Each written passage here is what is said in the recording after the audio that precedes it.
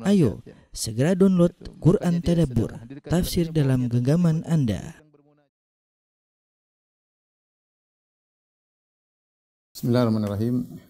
Assalamualaikum warahmatullahi wabarakatuh.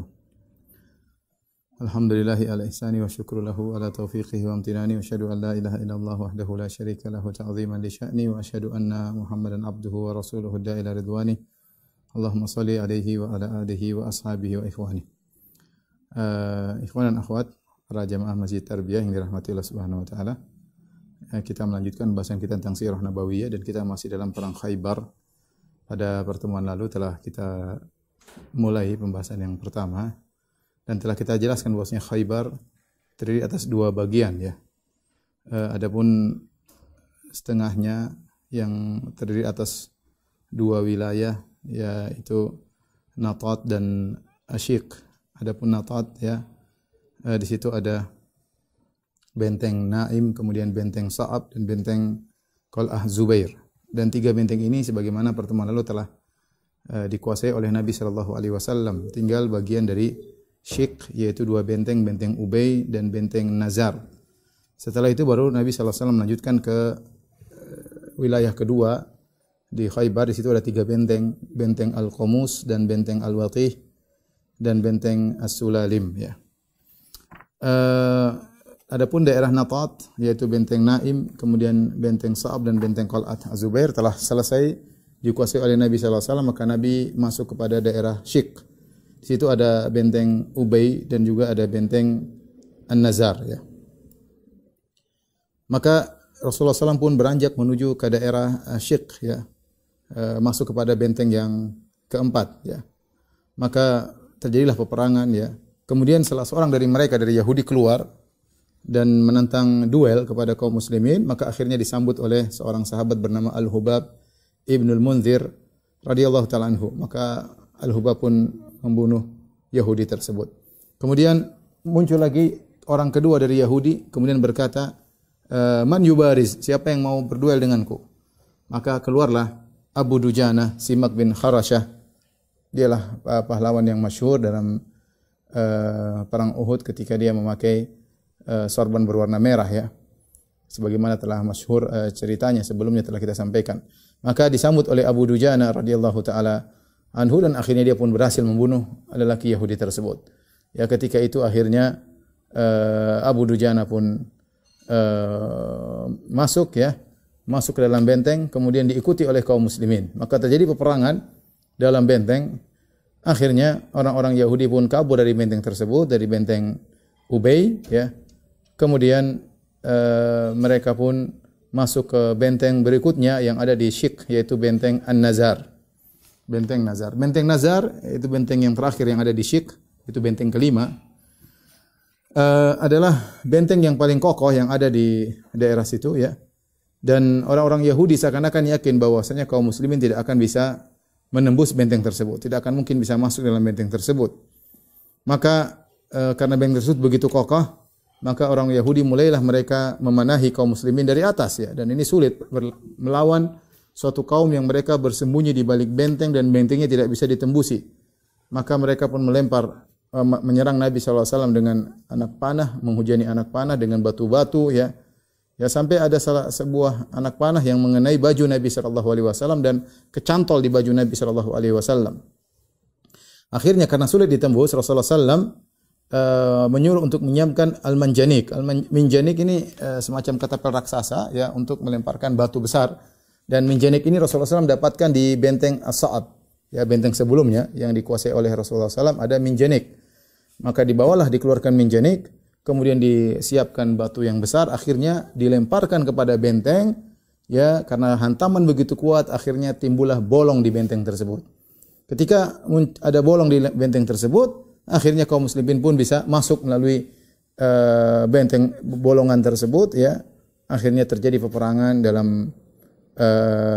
dalam benteng tersebut. Akhirnya mereka pun kabur ya, mereka kabur meninggalkan benteng dan akhirnya mereka meninggalkan anak-anak mereka dan mereka meninggalkan istri-istri mereka di benteng tersebut. Maka ketika benteng An-Nazar telah dikuasai oleh Nabi sallallahu alaihi wasallam, berarti daerah wilayah pertama, setengah dari Khaybar sudah dikuasai. Itu lima benteng ya, benteng Naim, benteng Sa'ab, kemudian benteng Qal Az-Zubair, kemudian benteng Ubay, dan terakhir tadi benteng An-Nazar. Setelah itu Rasulullah SAW melanjutkan perjalanan menuju wilayah kedua dari Khaybar yang disebut dengan wilayah Al-Qutaibah. Di situ ada 3 benteng, yaitu benteng Al-Qamus, kemudian benteng Al-Watih, dan benteng As-Sulalim. Maka orang Yahudi yang tersisa semuanya kabur ke benteng-benteng tersebut, mereka bertahan di benteng tersebut. Timbul perselisihan di kalangan para ahli sejarah, apakah 3 benteng tersebut dikuasai oleh kaum muslimin dengan peperangan atau karena ada as-sulh, yaitu mereka menyerah dan mereka mengadakan perjanjian dengan kaum muslimin. Wallahu a'lam bishawab. Adapun Ibnu Ishaq, ya sahibus sirah, ya, penulis sirah terkenal, beliau mengatakan telah terjadi peperangan di benteng Al-Qamus, benteng pertama. Ya, adapun benteng kedua dan ketiga, maka terjadi mereka menyerah. Ya, ataupun benteng pertama dari 3 benteng tersebut, Al-Qamus, kemudian Al-Watih dan Sulalim, maka terjadi sempat peperangan di benteng Al-Qamus. Ya, sehingga terjadi peperangan dan akhirnya disitulah benteng tersebut dikuasai, dan disitulah Safiyah bintu Huyai bin Akhtab, istri Nabi SAW ketika itu masih wanita Yahudiyah dari kabilah Nadir, yaitu Huyai bin Akhtab An-Nadiriyah, akhirnya ditawan oleh para sahabat karena menjadi sabaya, yaitu menjadi wanita-wanita tawanan perang. Setelah benteng Al-Qamus dikuasai, maka akhirnya kaum muslimin mengepung orang-orang Yahudi ya di benteng berikutnya, dan pengepungan terjadi 14 hari ya. Kemudian mereka tetap bertahan 14 hari, cukup lama, mereka tidak mau keluar dan Rasulullah juga tidak bisa masuk. Akhirnya Rasulullah SAW siapkan manjanik untuk melobangi benteng tersebut. Ketika manjanik tadi, ketapel raksasa, siap dilemparkan batu kepada benteng tersebut, akhirnya mereka takut, mereka yakin mereka akan kalah, akhirnya mereka pun minta untuk berdamai, untuk mengadakan perundingan. Al-Imam Al-Bukhari meriwayatkan dari Anas bin Malik dalam sahihnya. Beliau berkata, Anas radhiyallahu anhu berkata, "Fa dhahara 'alaihim Rasulullah sallam fa qatala al-muqatila wa saba az-zarari."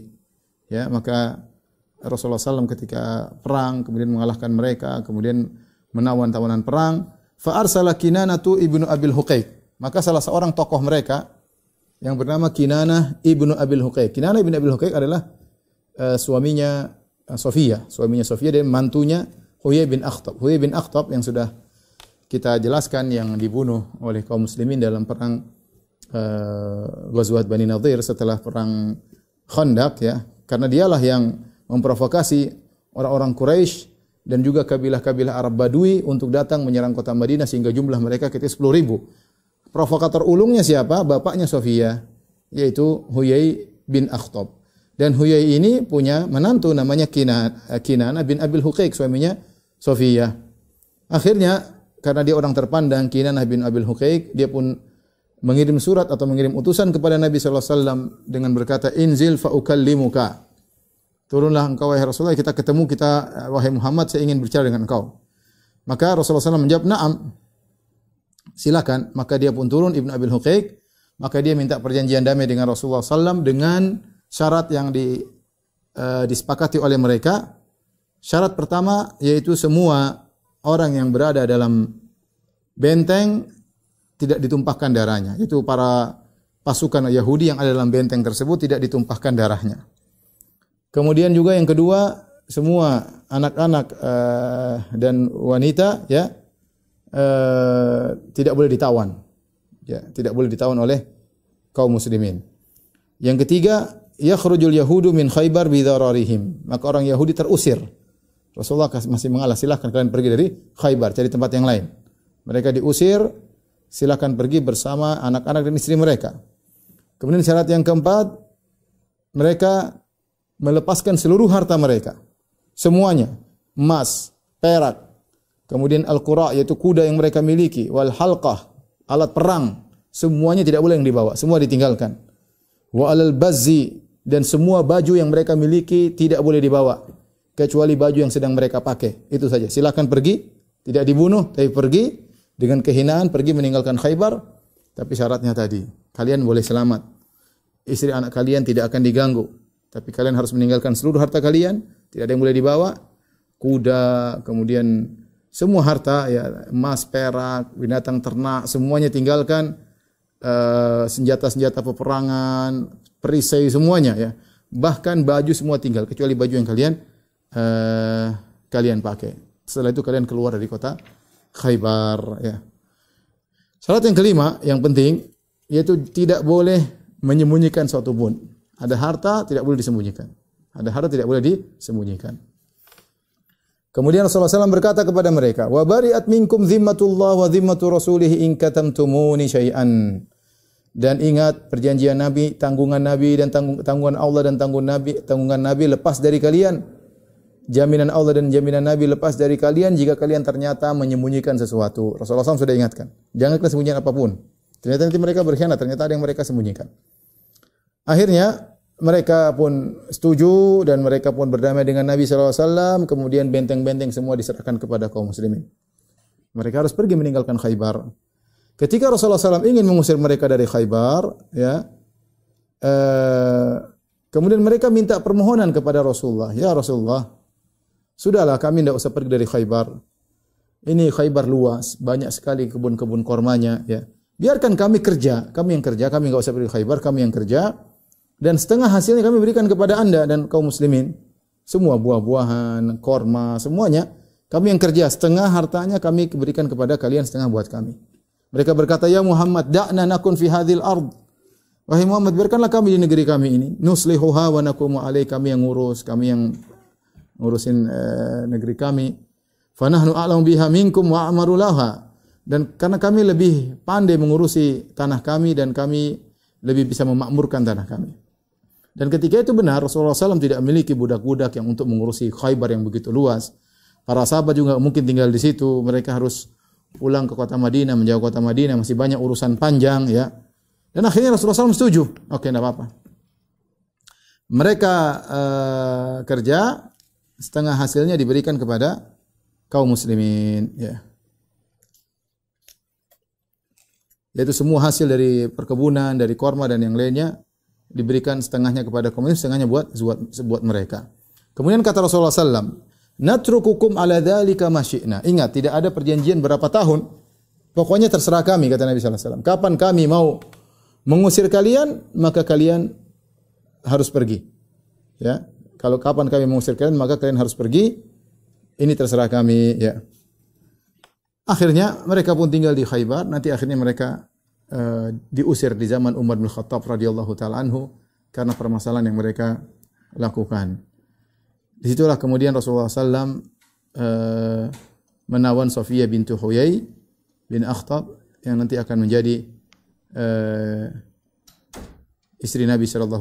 Dia adalah istrinya Kinanah bin Abil Huqaiq. Kemudian setelah perjanjian tersebut, ya, ternyata mereka berkhianat. Kinanah ibnu Abil Huqaiq, suaminya Safiyah, ternyata menyembunyikan harta milik mertuanya, harta milik bapaknya Safiyah, ya. Kita tahu bapaknya Safiyah, Huyai bin Akhtab, terbunuh dalam perang Quraidah, Bani Quraidah, ya. Ketika dia diusir dari Bani Nadhir, ya. Ketika dia diusir, dan saya sering sampaikan bahwasanya di Madinah ada 3 suku, Bani Qainuqa, Bani Nadhir, Bani Quraidah. Yang pertama diusir Bani Qainuqa. Ada kasus setelah diusir, kemudian Bani Nadhir. Bani Nadhir diusir karena mereka rencana membunuh Nabi SAW, bikin makar ingin bunuh Nabi SAW, maka diusir.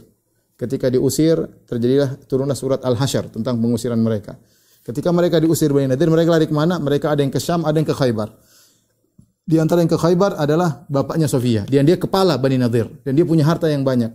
Maka dia bawa harta dari Bani Nadhir, dia sembunyikan di Khaybar.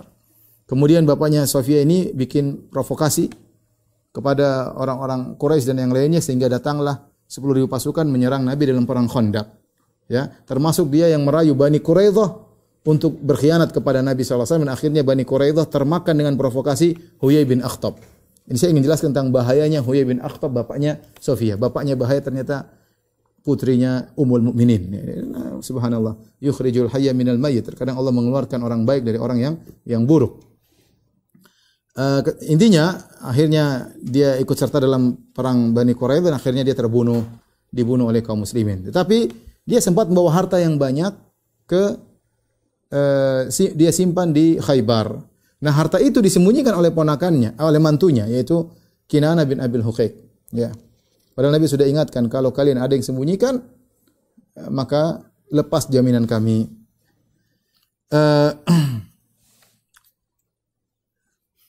Ibnu Hibban meriwayatkan dan juga Abi Dawud meriwayatkan dengan sanad yang sahih dari Ibnu Umar radhiyallahu anhu, beliau berkata, "Faghayyabu maskan li Huyai bin Akhtab." Maskan itu semacam kulit, tempat terbuat dari kulit ya. Di situ diisi harta yang banyak milik Huyai bin Akhtab.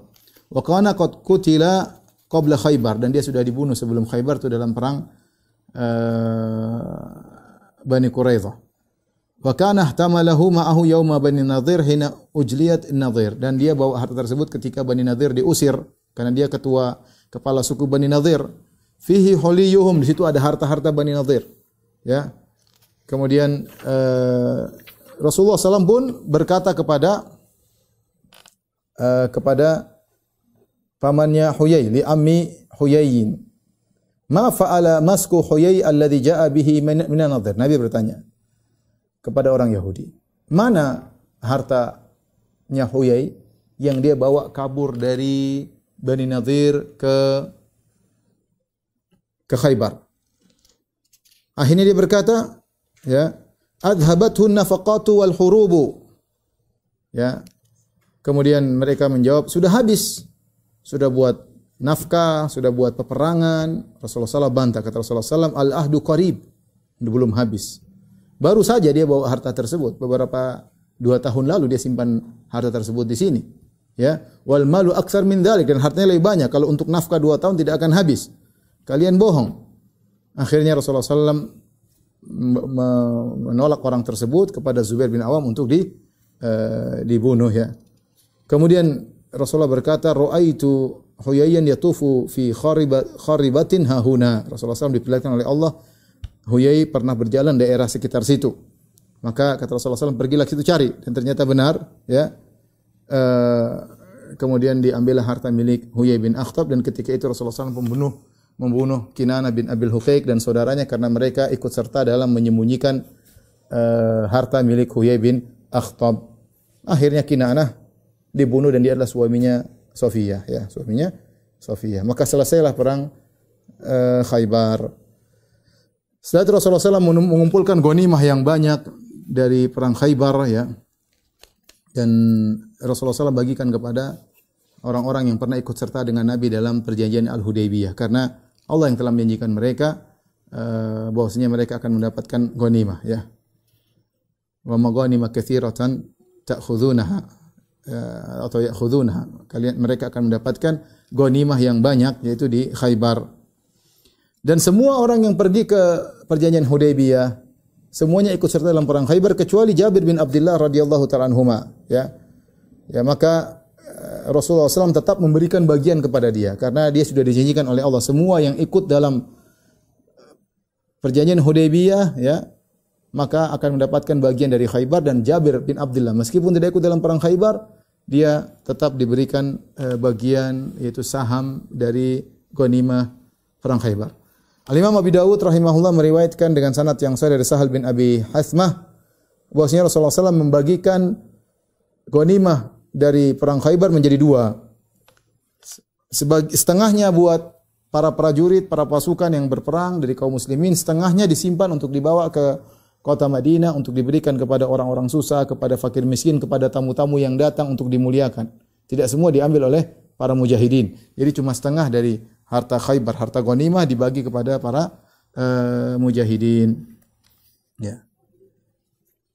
Dan di antara dalil kenapa dibagi setengah buat mujahidin, setengahnya tidak, karena tadi disebutkan tidak seluruh benteng dikalahkan dengan peperangan. Sebagian benteng dikalahkan dengan perdamaian, ya. Dikalahkan dengan perdamaian, ya. Sehingga ghanimah setengah saja, ya, yang dibagikan kepada para mujahidin. Kemudian Rasulullah SAW ketika membagi ghanimah, Rasulullah SAW melihat bagaimana andil, Rasulullah bersikap adil, bagaimana andil seorang prajurit dalam peperangan. Orang yang memiliki kuda kudanya dipakai dalam peperangan, dia mendapatkan 2 bagian, 2 saham. Prajurit pejalan kaki dapat 1 saham. Prajurit pejalan kaki dapat 1 saham. Prajurit yang naik kuda, kalau itu bukan kudanya, dia dapat juga 1 saham. Tapi kalau dia yang naik kuda dan itu juga kuda miliknya, dia mendapatkan 3 saham. Dia sebagai prajurit dan 2 saham sebagai pemilik kuda. Dan ini sikap adil dalam membagi peraturan, dalam membagi ghanimah ketika terjadi peperangan. Ini menunjukkan Rasulullah SAW adil melihat bagaimana peran prajurit dalam peperangan. Kita tahu bahwasanya orang yang punya berkuda lebih mematahkan mental musuh karena dia bisa maju, dia bisa sambil berperang naik kudanya dan itu butuh keahlian tersendiri. Oleh karenanya mendapatkan bagian yang banyak dan tidak semua orang punya kuda ketika itu. Disebutkan bahwasanya Zubair bin Awam, sepupu Nabi sallallahu alaihi wasallam mendapatkan 4 saham. Kenapa 4 saham? 1 saham buat Zubair, ya. Kemudian 1 saham buat ibunya karena kerabat dari kerabat Nabi sallallahu alaihi wasallam Sofia bintu Abdul Muttalib. Jadi mamanya Zubair adalah tantenya Nabi sallallahu alaihi wasallam karena Zubair ibunya namanya Sofia bintu Abdul Muttalib, ya. Kemudian dia juga dapat 2 saham karena dia memiliki kuda. Jadi dia mendapatkan 4 saham. Saham buat dia sebagai prajurit berkuda, saham buat ibunya dan 2 saham sebagai pemilik kuda. Demikian juga Rasulullah SAW membagikan sebagian ghanimah kepada para budak-budak yang ikut serta, para wanita yang ikut serta, tapi tidak mendapatkan saham. Yang penting mendapat bagian dari ghanimah diberikan tanpa ada saham tertentu, ya, sebagai membagikan kesenangan kepada mereka. Kemudian akhirnya kaum muslimin pun pulang dari Khaybar. Ketika sampai di kota Madinah, maka kaum muhajirin mengembalikan manaih kaum Ansar. Jadi ketika datang kaum muhajirin pertama kali di kota Madinah, mereka miskin. Sementara yang kaya adalah kaum Ansar. Dan kaum Ansar menawarkan sebagian harta mereka, hasil kebun mereka kepada kaum muhajirin. Mereka berikan begitu saja. Sebagian setengah dari harta kebun kami akan berikan kepada kalian kaum muhajirin. Tapi kaum muhajirin tidak mau. Kaum muhajirin mengatakan, biarlah kami yang bekerja. Kalian bekerja, membantu kalian, nanti setengah hartanya bagi. Setelah dikuasai, ditaklukkan Khaybar, maka kaum muhajirin tidak lagi mengambil bagian dari pemberian kaum Ansar. Mereka kembalikan. Kenapa? Karena harta yang datang dari Khaybar banyak. Khaybar sangat subur, ya, sangat subur sehingga penghasil korma yang banyak ketika itu, ya, dikuasai oleh orang Yahudi. Ketika dikuasai oleh kaum muslimin, maka hasil korma banyak dibawa ke kota Madinah sehingga kaum muhajirin tidak perlu lagi kerja kepada kaum Ansar karena begitu banyak hasil kebun korma, ya. Oleh karenanya Ibnu Umar radhiyallahu anhu pernah berkata, "Ma syabi'na hatta fatahna Khaybar." Kami tidak pernah kenyang sampai kami menaklukkan Khaybar. Setelah ditaklukkan Khaybar baru ternyata hasil buminya banyak. Ya, kebunnya banyak diberikan kepada kaum muslimin sehingga mereka bisa kenyang karena datang bantuan dari Khaybar. Demikian juga Aisyah radhiyallahu anha pernah berkata, "Lamma futihat Khaybar, qulna al-an nasba'u minat tamar." Kata Aisyah, setelah Khaybar dikuasai oleh kaum muslimin, baru kita berkata, sekarang kita baru bisa kenyang karena makan korma. Subhanallah, kata Al-Hafidz Ibnu Hajar, "Ai li kathrati ma fiha minan nakhil." Karena begitu banyak korma yang ada di Khaybar, isyaratan ila annahum kanu qabla fatiha fi qillatin minal aish. Ini menunjukkan bahwasanya sebelum Khaybar dikuasai mereka makan cuma sedikit. Mereka tidak pernah kenyang makan korma. Padahal di Madinah juga banyak korma, tapi karena kaum muslimin banyak, ya, banyak juga orang-orang kaum muhajirin datang dalam kondisi miskin dan banyak sahabat yang tinggal di Sufa sehingga hasil bumi mereka harus bagi sampai mereka tidak pernah kenyang. Aisyah berkata, istri Nabi, kita tidak pernah kenyang padahal suami mereka adalah kepala negara. Mereka tidak pernah kenyang dengan korma. Ya. Ini menunjukkan hidup mereka yang sangat-sangat prihatin, sangat sederhana sebagaimana saya pernah sampaikan ketika ada seorang wanita datang minta makan kepada Aisyah radhiyallahu taala anha. Aisyah akhirnya cari-cari makanan, dia tidak menemukan kecuali 1 butir korma. Di rumah tidak ada kecuali 1 butir korma, maka dia pun berikan kepada orang meminta tersebut, ya. Dan ini menunjukkan dermawannya Aisyah, dia tidak ada makanan kecuali 1 butir korma, itu pun dia berikan kepada orang lain. Maka ikhwan dan akhwat, kita banyak bersyukur kepada Allah Subhanahu wa taala. Kita sekarang kenyang ini, mau kenyang apa saja bisa. Mau kenyang korma kalau kita mau bisa. Cuma kita enggak usah tinggal di Saudi, korma banyak. Mau kenyang korma bisa, cuma kita enggak begitu suka korma. Korma paling buka puasa kita makan, ya. Mau kenyang nasi bisa, mau kenyang ikan bisa, mau kenyang daging bisa, mau kenyang apa saja bisa. Para sahabat dahulu mereka lebih suka makan gandum daripada korma. Mereka lebih suka makan gandum. Ya, roti itu makanan spesial daripada korma. Korma saja yang mereka lebih suka gandum daripada korma. Korma pun mereka tidak kenyang. Bayangkan dari tahun pertama Hijriah sampai 7 Hijriah mereka tidak pernah kenyang korma. Bukan kelas-kelas bawahan yang tidak pernah kenyang korma. Istri-istri Rasulullah SAW tidak pernah kenyang korma. Anaknya Umar bin Khattab tidak pernah kenyang korma. Setelah dikuasai Khaybar, baru kemudian mereka bisa kenyang makan korma ya. Jadi kita banyak bersyukur kepada Allah Subhanahu Wa Taala, limpah nikmat yang Allah berikan kepada kita ya. Alhamdulillah, maka kita banyak pandai-pandai bersyukur, jangan lupa dengan nikmat Allah Subhanahu. Kita sebut-sebut alhamdulillah kita masih bisa kenyang, kita masih bisa makan, masih banyak kenikmatan. Wa amma bi ni'mati rabbika fahadits, adapun nikmat Rabbmu ingat-ingatlah, sebut-sebutlah, karena kadang-kadang kita lupa bahwasanya yang kita rasakan sekarang kehidupan ini adalah kenikmatan dari Allah Subhanahu wa taala yang Allah akan minta pertanggungjawabannya pada hari akhirat kelak. Taib, di dalam perang Khaybar ada seorang Arab Badui yang dia mati syahid ya. Ya, dan kisahnya menakjubkan yang menunjukkan tentang pentingnya niat ya. Diriwayatkan oleh Hakim dan Nasa'i dengan sanad yang sahih dari Shaddad bin Al-Had. Ana rajul min al-Arab, ada seorang Arab Badui, dia beriman kepada Rasulullah sallallahu alaihi wasallam.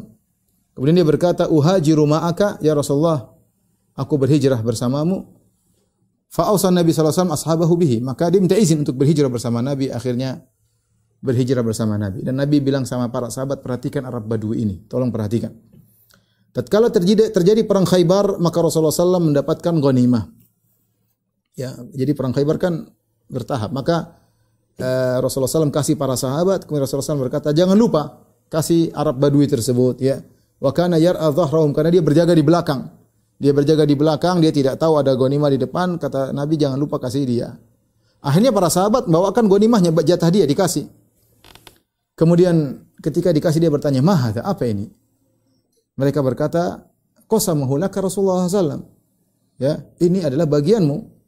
Maka dia pun mengambil bagian tersebut, kemudian dia datang kepada Rasulullah. Dia berkata, "Ya Muhammad." Dan kita tahu orang Arab Badui, mereka kalau panggil Nabi, mereka tidak panggil ya Rasulullah. Adab mereka memang kurang karena mereka Badui ya. Mereka kasar. Mereka kalau panggil nama Nabi, mereka panggil nama, "Ya Muhammad." Tidak, mereka tidak bilang ya Rasulullah, ya Nabi Allah, tidak. Mereka bilang ya Muhammad. "Ma'ala hadza taba'tuka." Aku ikut engkau ya Muhammad bukan untuk ngambil ghanimah ginian. Subhanallah. Niatnya tulus karena Allah, bukan karena mencari ghanimah. "Walakin taba'tuka ala an urmaha huna." Tapi saya ikut engkau wahai Muhammad supaya aku kena panah di sini. Wa asyara ila halqihi bisahmin fa amut. Aku ingin ada anak panah yang tembus ke sini dan aku mati. Aku ingin, itu cita-citaku. Wa adkhulal jannah. Kemudian aku masuk surga. Itu niatku. Ketika dia mengatakan, saya tidak butuh ghanimah ya Rasulullah. Saya ingin ikut engkau, ingin mati syahid, ingin ada anak panah masuk sini. Kemudian saya mati syahid, masuk surga. Kata Rasulullah SAW, "In tasduqillaha yasduqka."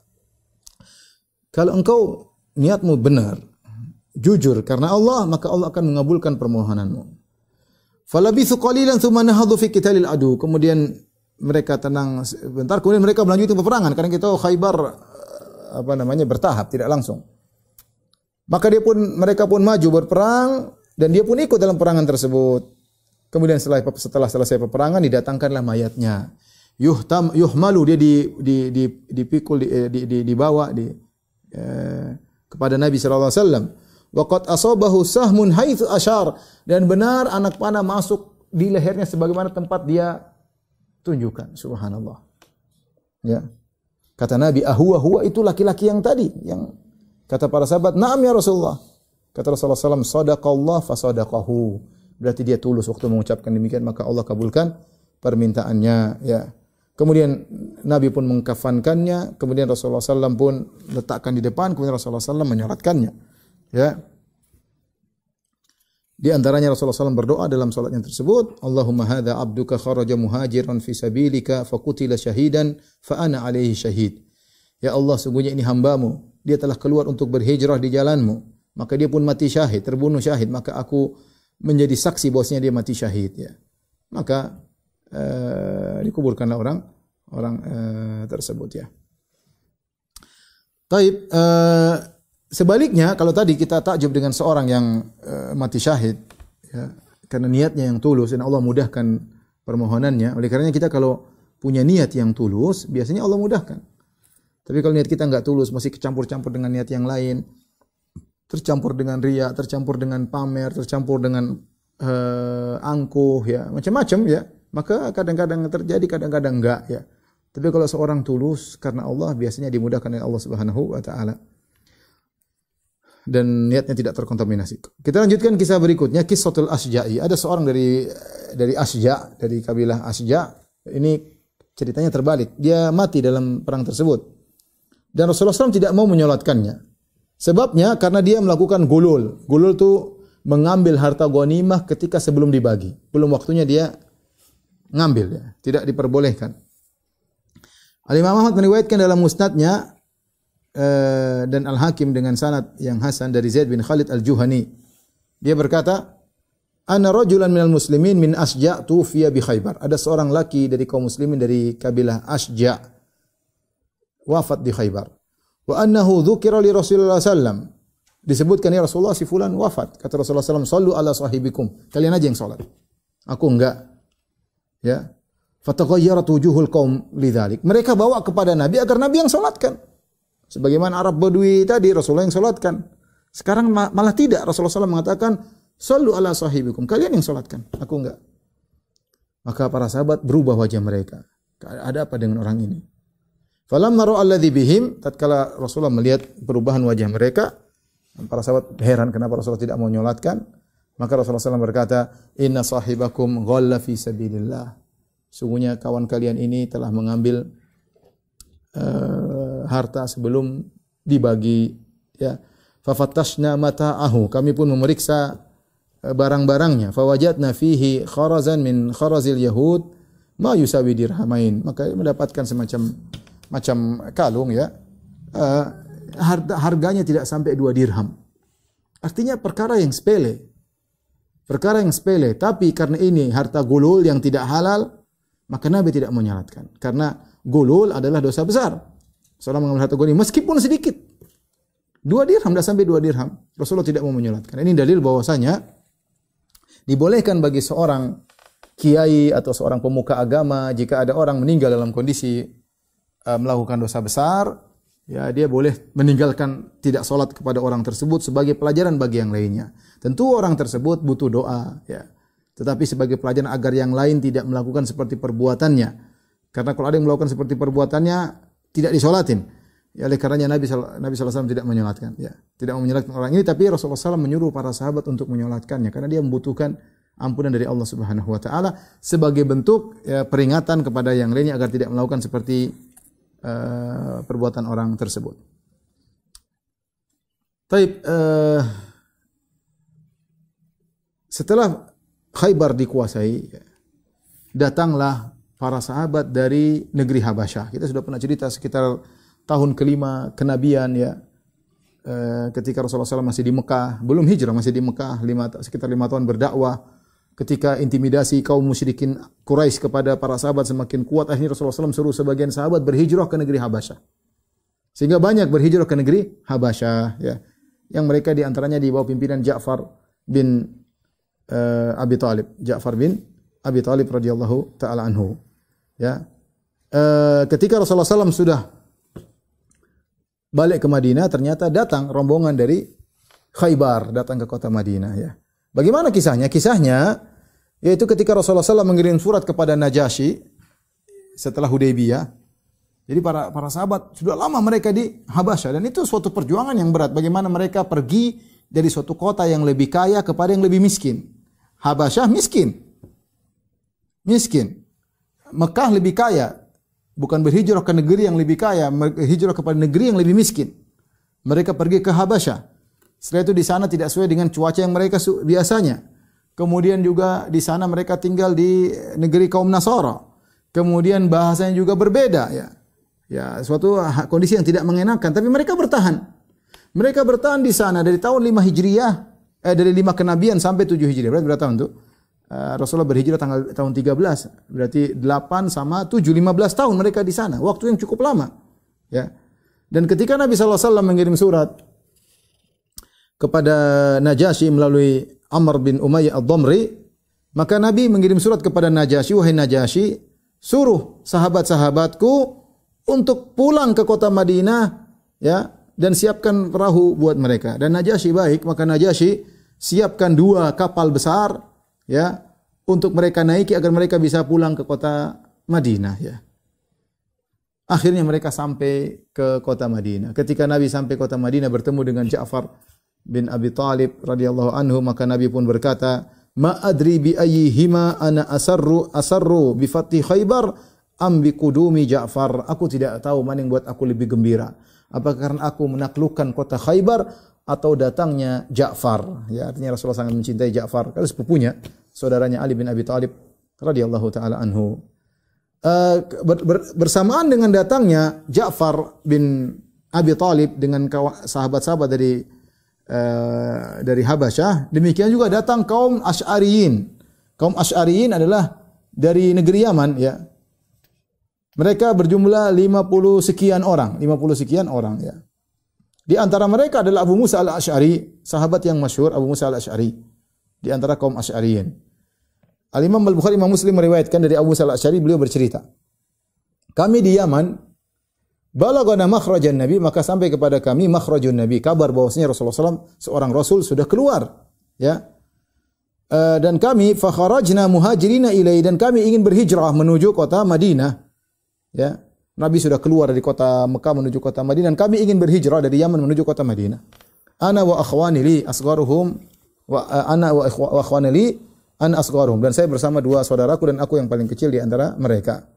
Ahaduhuma Abu Burdah, salah satunya adalah Abu Burdah, yang satunya adalah Abu Ruhm. Jadi mereka 3 bersaudara bersama rombongan yang lain sekitar 50 sekian.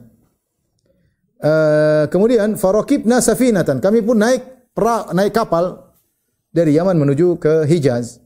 Fa'alqatna safinatuna ila Najasyi bil Habasyah. Ternyata kami dibawa oleh ombak sehingga kami pun terdampar di negeri Habasyah. Qadarullah fawafaqna Ja'far bin Abi Talib wa ashabahu indahu. Kami di sana kami ketemu dengan Ja'far bin Abi Talib, ya.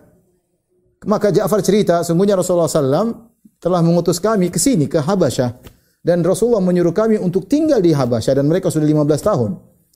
Ya, fa aqimu ma'ana, maka Ja'far dengan baik mengatakan, sudah kalian tinggal aja sama kami di sini di Habasyah. Kata Abu Musa al-Asy'ari, kami pun tinggal bersama Ja'far di negeri Habasyah. Sampai akhirnya kami bareng-bareng naik kapal bareng-bareng dari Habasyah menuju kota Madinah. Jadi rombongannya Ja'far, itu juga ada rombongan Abu Musa al-Asy'ari yang berjumlah 50 sekian. Dan kami ketika tiba, qadarullah ternyata Rasulullah SAW baru menang dari perang Khaybar. Dan akhirnya mereka para sahabat juga yang datang dengan kapal tersebut dikasih saham juga, dikasih bagian daripada ghanimah. Ya, kata Abu Musa al-Asy'ari, fa'atana minha, kami pun diberi bagian dari ghanimah perang Khaybar. Padahal seorang pun yang tidak ikut perang Khaybar tidak dikasih. Yang tidak ikut perang Khaybar tidak dikasih, kecuali kami, ya. Kecuali kami yang datang dengan safinah, dengan kapal, maka Nabi pun berikan kepada kami sebagai bentuk kegembiraan Nabi SAW kepada mereka, ya. Dan kita tahu Asy'ariyin, ya, Asy'ariyin adalah suatu kaum yang mulia. Rasulullah SAW pernah memuji mereka, ya. Rasulullah SAW pernah berkata, yaqdumu alaikum godan aqwamun hum araqqu quluban lil islami minkum. Kata Rasulullah SAW, akan datang kepada kalian besok suatu kaum yang mereka hatinya lebih lembut kepada Islam daripada kalian. Ternyata datanglah kaum al-Asy'ariyun dari Yaman, di antaranya Abu Musa al-Asy'ari radhiyallahu taala anhum, ya.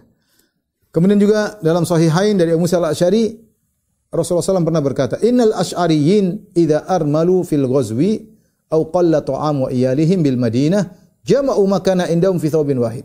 Sungguhnya Asy'ariyin, yaitu kaum Asy'ariyin, yaitu dari Yaman, Abu Musa al-Asy'ari, sukunya Abu Musa al-Asy'ari, kalau mereka kehabisan miskin, mereka tidak punya makanan dalam peperangan atau di luar peperangan, atau makanan mereka tinggal sedikit untuk anak-anak mereka, maka mereka kumpul bareng-bareng. Ini Asy'ari ini semuanya mereka punya apa ya, persatuan yang baik.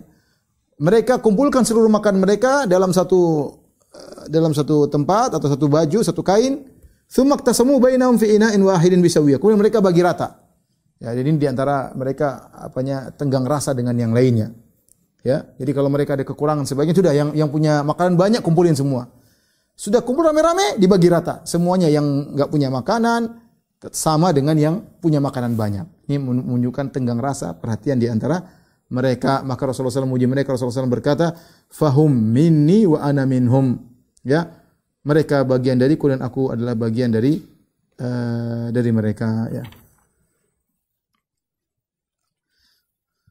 Taib, di antara keistimewaan Asy'ariyin ya, disebutkan Rasulullah SAW pernah bersabda, "Inni la a'rifu aswata rufqati al-Asy'ariyin bil Qur'an." Aku tahu suara orang-orang Asy'ariyin dengan Al-Qur'an. Jadi kalau mereka malam-malam mereka baca Al-Qur'an dengan keras.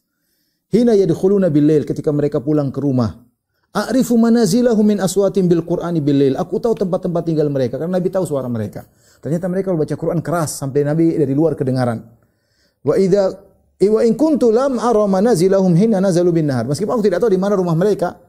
Karena kalau mereka masuk rumah siang hari aku tidak tahu. Tapi kalau malam aku dengar suara mereka, aku tahu ini suaranya Asy'ariyin, rumah mereka sebelah sana ya. Yang menunjukkan bahwasanya baca Quran dengan keras tidak jadi masalah kecuali kalau ada yang istirahat atau yang lainnya ya. Di antara keutamaan ashabus safinah. Apa keutamaan ashabus safinah? Mereka dianggap telah berhijrah 2 kali. Ya, mereka telah dianggap berhijrah 2 kali. Sebagaimana hadis yang diriwayatkan oleh Asma binti Umais. Asma binti Umais ya radhiyallahu ta'ala anha, istrinya Ja'far. Asma binti Umais ini wanita yang luar biasa. Dia istrinya Ja'far bin Abi Thalib. Kemudian Ja'far bin Abi Thalib meninggal dalam perang Mu'tah pada tahun 8 Hijriah. Maka Asma binti Umais menikah dengan Abu Bakar As-Siddiq radhiyallahu taala anhu. Kalau tidak salah dia yang menikah Abu Bakar As-Siddiq. Abu Bakar As-Siddiq meninggal dunia, kemudian dia dinikahi oleh Ali bin Abi Thalib. Luar biasa. Asma binti Umais ini pernah menikah dengan 3 orang yang hebat semua. Ja'far bin Abi Thalib, kemudian Abu Bakar As-Siddiq, kemudian Ali bin Abi Thalib radhiyallahu taala anhu ya. Ali bin Abi Thalib radhiyallahu taala anhu ya.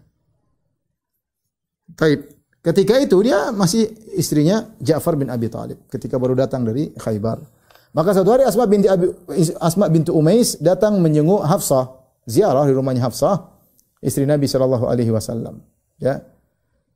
Ketika itu Umar bapaknya Hafsah masuk ketemu Hafsah dan Asma sedang berada bersama Hafsah. Kemudian Umar bertanya, "Man hadhi? Ini siapa?" Kata Hafsah, "Asma binti Umais." Umar bin Khattab kata Hafsah, ini adalah Asma binti Umais. Kata Umar, "Habasyiyatu hadhihi al-bahriyatu hadhihi." Oh, inilah yang pernah di Habasyah, yang pernah naik kapal menuju ke sini. Kata Asma, "Na'am, iya benar, dia yang pernah di Habasyah." Istrinya Ja'far yang dia pernah naik kapal ke sini. Maka Umar berkata, "Sabaqnakum bil hijrah." Ya, qadarullah kami lebih dahulu berhijrah daripada kalian. "Fa nahnu ahaqqu bi Rasulillahi minkum." Kami lebih utama bersama untuk dekat dengan Nabi sallallahu alaihi wasallam. Faghadibat.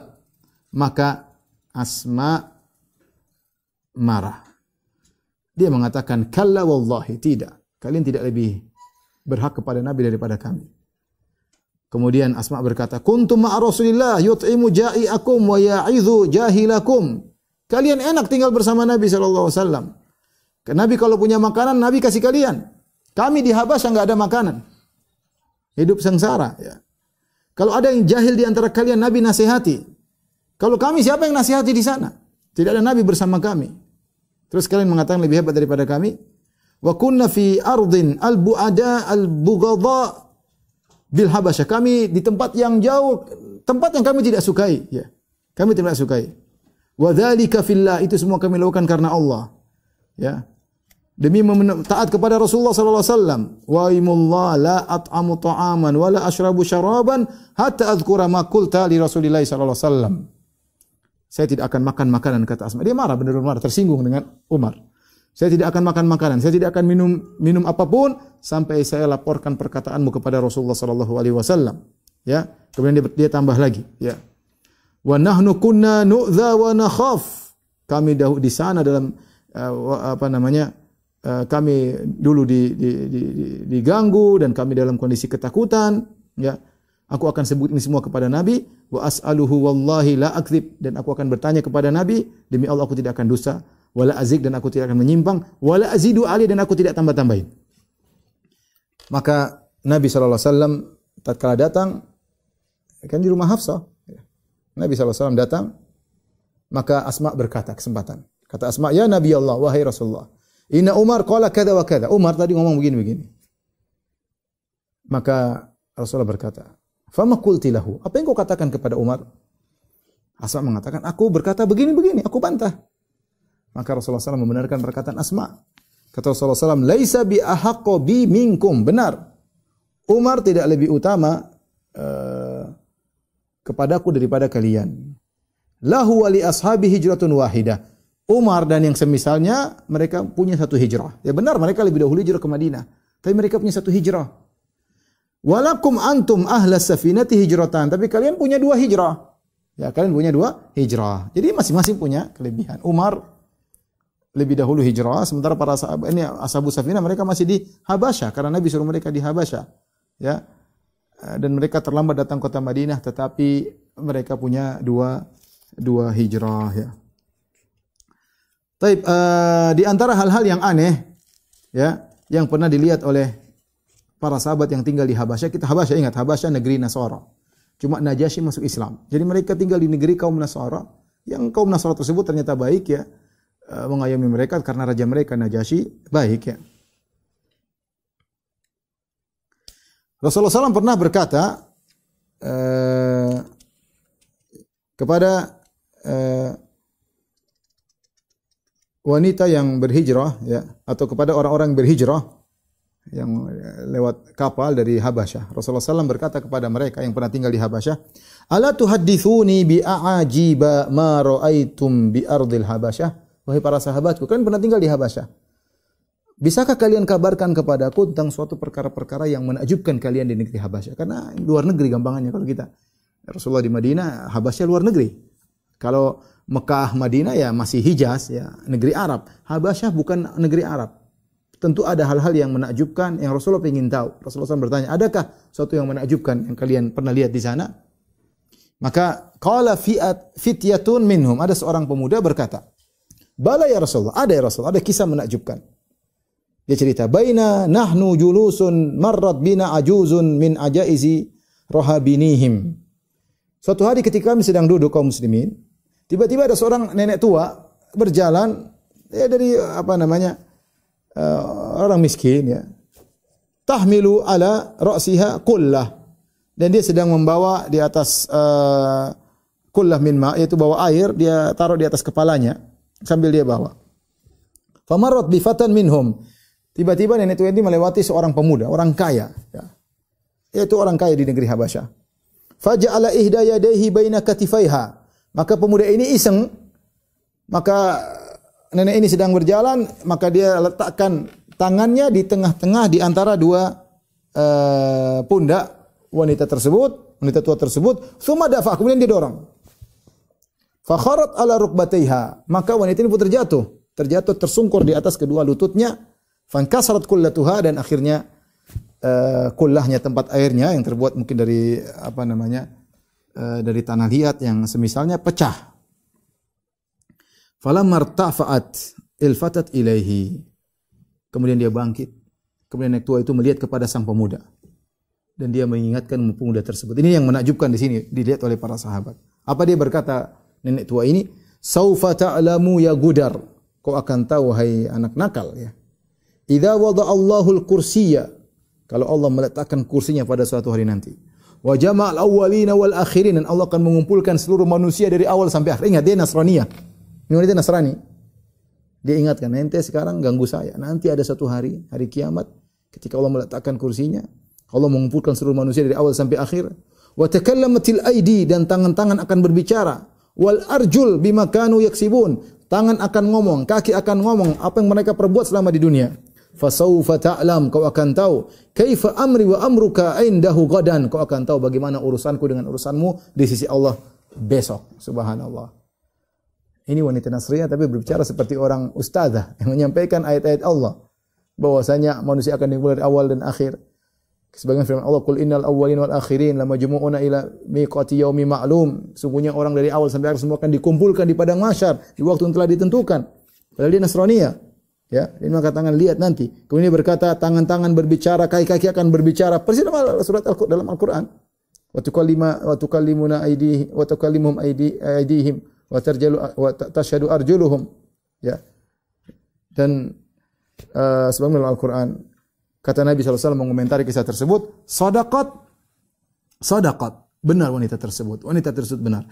Kaifa yuqaddisullahu ummatan la yu'khadhu li dha'ifihim min syadidihim. Bagaimana Allah bisa memuliakan suatu kaum yang mereka tidak membela hak orang yang miskin dari kezaliman orang yang kaya atau orang yang kuat, ya. Jadi kalau mau umat dimuliakan oleh Allah Subhanahu wa taala, umat tersebut harus membela keadilan, ya. Apakah yang terzalimi orang kaya ataupun orang miskin, apakah orang kuat atau orang lemah, semuanya harus dibela.